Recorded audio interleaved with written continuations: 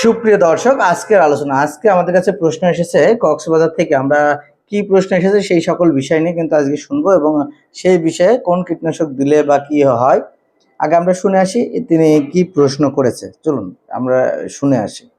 বিষয় হচ্ছে প্রথম এক চালান কেটে ফেলছি, তো এরপরে চালান এখনো কাটি নাই, পাকতেছে।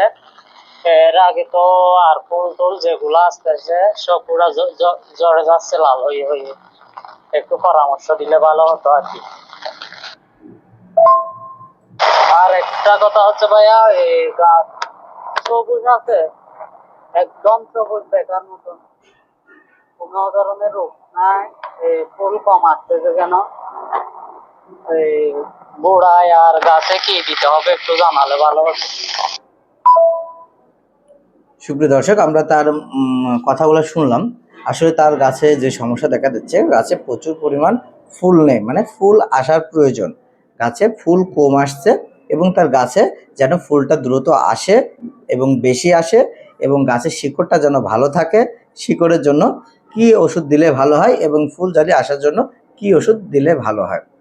তো আমরা সেই সকল বিষয় নিয়ে আলোচনা করব যেগুলো এখন বর্তমানে ভালো রেজাল্ট কাজ করছে।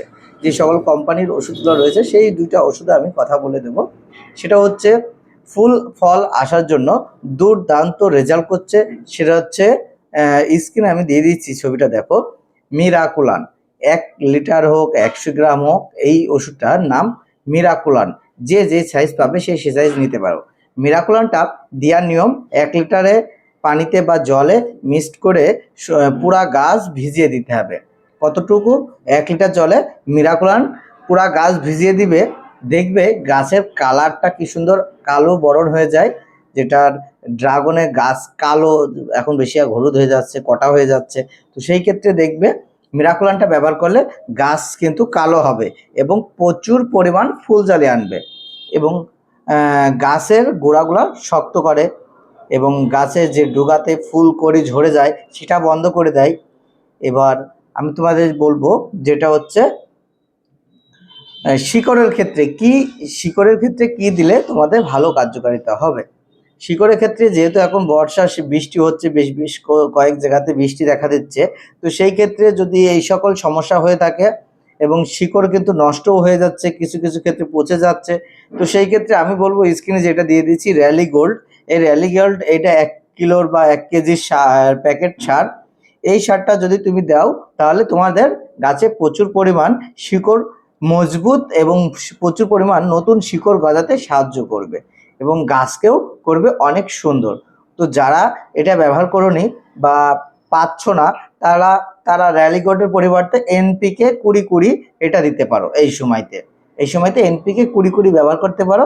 এও কিন্তু সারের সাথেও ব্যবহার করতে পারবা, স্প্রেও করতে পারবা। আর র্যালিগোল্ডটা সারের সাথে দিতে পারলে খুবই ভালো কার্যকারিতা হয়, কারণ এটা সারের নিয়ম, সারের সাথে দেওয়া।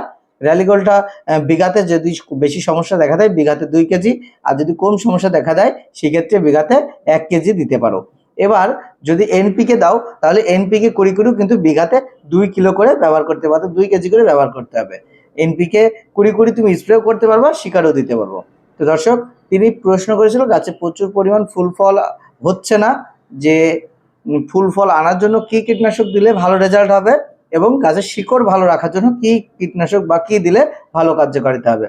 তাহলে আমরা যে ওষুধগুলোর নাম বললাম অবশ্যই স্ক্রিনেও দিয়ে দিয়েছি, এবং তারপরেও যদি প্রশ্ন থেকে থাকে সেই বিষয়ে আমাদের নিচে স্ক্রিনে দেওয়া নাম্বার রয়েছে, এই নাম্বারে যোগাযোগ করলে আমরা সেই বিষয়ে তোমাদেরকে আরও বিস্তারিত জানিয়ে দেবো।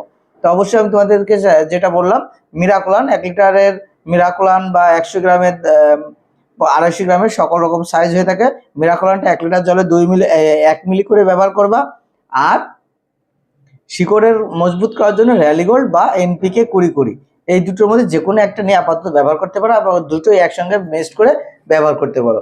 তো দর্শক, আজকের আলোচনা ছিল এই সকল ওষুধ নিয়ে। যারা সমস্যা হচ্ছে শিকড় এবং গাছে ফুল ফল আসছে না, তাদের ক্ষেত্রে এই দুইটা মেডিসিন বা দুইটা কীটনাশক ব্যবহার করতে পারলে তোমাদের সমাধান হয়ে যাবে। তো আজকের আলোচনা এই পর্যন্তই ছিল। তারপরে যদি বুঝতে না পারো আমাদেরকে অবশ্যই জানিয়ে দিতে পারো, এবং আমাদের কথা বিশ্বাস না হলে তুমি অনলাইনে বা গুগল ম্যাপে তুমি যে কোনো জায়গাতে সার্চ করে দেখতে পারো এই ধরনের কীটনাশকের কার্যকারিতা কি। তো দর্শক, আজকের আলোচনা এই পর্যন্তই ছিল। তো সবাই ভালো থাকবে, সুস্থ থাকবে। আবারও নতুন কোনো বিষয় নিয়ে আলোচনা থাকবে।